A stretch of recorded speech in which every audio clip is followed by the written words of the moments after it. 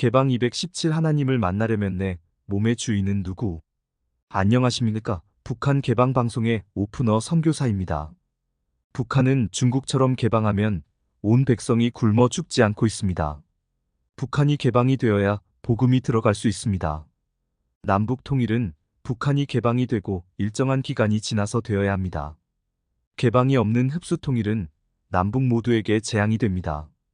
오늘부터는 장효섭 선교사의 책 생명의 열쇠를 통하여 하나님을 만나는 방법에 대하여 방송을 드립니다. 두 번째로 내 몸의 주인은 누구인가? 한 고려인 가정을 방문하여 그곳에 머물게 되었다. 호스트는 병원에서 일하는 50대 여성 나제즈다였다. 그녀는 손님으로 온 나에게 매일 밥을 해주고 빨래 거리도 챙겨서 세탁해주는 등 무척이나 자상하게 대해주었다. 그녀의 집에서 사흘쯤 지나서였을까 고마운 마음이 일어나면서 그녀를 위해 기도해야겠다는 생각이 들었다. 나제지다는 평소에는 참 좋은 사람이었지만 자기 비위를 건드리는 일이 생기거나 상대방이 못마땅하면 입에 담을 수 없는 독한 말들을 쏟아내어 다른 사람들을 압도하는 무서운 성질을 지니고 있었다. 그렇다는 것을 알게 된 이후로는 나도 늘 그런 그녀를 조심하던 터였고 바로 그녀의 그런 성깔 때문에 예수님께 특별히 기도해야겠다는 마음을 품게 된 것이다. 기도를 올리고 잠을 청했는데 무서운 꿈을 꾸게 되었다. 나제지다 뱃속에 독한 뱀이 도사리고 있는 것이었다. 독사를 본 순간 깜짝 놀란 나는 나도 모르게 기도를 하였다. 예수님, 독사를 죽여주세요. 그러자 순간 번갯불이 내려와 독사를 태워버렸다. 나제지다 속에는 사탄이 들어있어서 늘 공격적이고 사나운 성질을 갖고 있었던 것이다. 아침에 일어나 하나님께 감사 기도를 드렸다. 사람의 힘으로는 사탄을 물리칠 수 없는데 믿음으로 기도했더니 주님께서 사탄을 물리쳐 주셨다니 이 얼마나 놀라운 일인가. 일주일쯤 지난 어느 날 나제지다와 차를 마시게 되었는데 그분의 입에서 놀라운 말이 흘러나왔다. 요셉이 우리 집에 오고 나서부터 이상하게 내 마음이 평안해졌어. 나는 이미 그녀의 평안이 어디에서 왔는지를 아는 터여서 빙그레 미소를 지었다. 그러자 나제지다가 왜 그렇게 웃느냐면서 사연을 하라고 채근하였다. 나는 사흘 전에 꾸었던 꿈 이야기를 숨김없이 해주었다. 당신을 위해서 예수님께 기도를 하고 잠이 들었는데 꿈을 이러저러한 꿈을 꾸게 되었노라고 말해주었다. 그러면서도 한편으로는 나의 솔직한 이야기가 제대로 받아들여질지 조마조마한 것도 사실이었다. 하지만 나는 그녀 안의 독사가 이미 죽었다는 것을 믿었기 때문에 있는 그대로 꿈 이야기를 전해주었다. 과연 나제지다는 요셉의 말을 100% 믿는다 하면서 모두 받아들여 주었다. 그렇게 반응하는 것이 내 쪽에서 오히려 의아스러울 지경이었다. 어떻게 그렇게 내 이야기를 그대로 믿고 받아들일 수 있느냐? 고 물었더니 뜻밖의 고백을 해왔다. 새벽마다 꿈을 꾸는데 자기 혀가 두 갈래로 갈라져서 뱀의 혀같이 입 밖으로 길게 나오곤 한다는 것이다.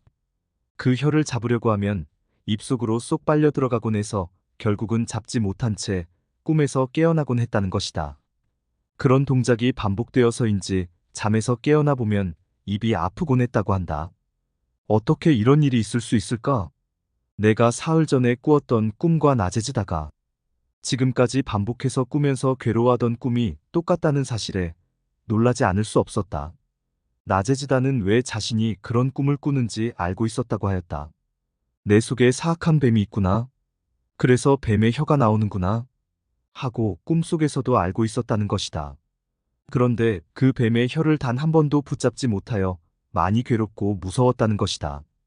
그런데 요셉이 자신을 위해 기도하고 예수님께서 자기 안에 독사를 죽여주셨다는 꿈까지 꾸었다는 말을 들으니 100% 믿음이 간다고 했다. 나제지다는 아멘, 할렐루야 하면서 기뻐했다.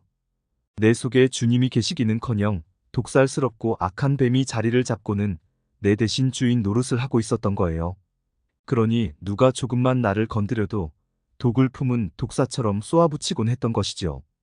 관용과 사랑을 베풀고 살아야 한다는 것을 성경을 통해서 목사님을 통해서 늘 배웠지만 나에게는 먼 나라 이야기였어요. 저지르고 후회하고 저지르고 후회하는 일이 반복되었으니 삶 자체가 괴로움의 연속이었어요. 심리적인 병은 자기 스스로 자각하기가 어려운 법인데 그녀는 누구보다 자신의 상태를 잘 알고 있었다.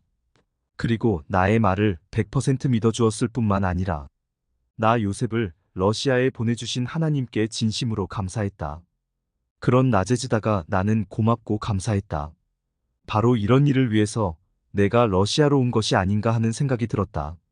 러시아에 도착한 첫날, 나는 유조차에 기름을 가득 싣고 와서 기름이 바닥난 자동차에 기름을 공급해주는 꿈을 꾸었다.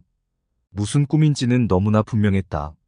성령님은 러시아에서 내가 할 일을 선명하게 보여주신 것이다.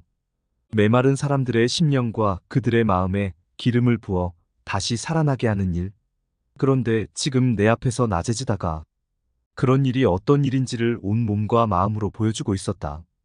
그 일이 있은 이후 나재지다와 나 사이에는 보이지 않는 무엇이 서로 통하는 사이가 되었다. 그 집에 머무는 동안 내내 나재지다의 마음 씀씀이가 느껴졌다. 내 안에 사탄이 살고 있지 않고 예수 안에서 살아야 합니다. 로마서 8장 6절 육신의 생각은 사망이요 영의 생각은 생명과 평안이니라. 계속하여 하나님을 만나는 사람들의 이야기를 전해드리고자 합니다. 하나님의 만남의 기적 세 번째 이야기를 기대하여 주세요.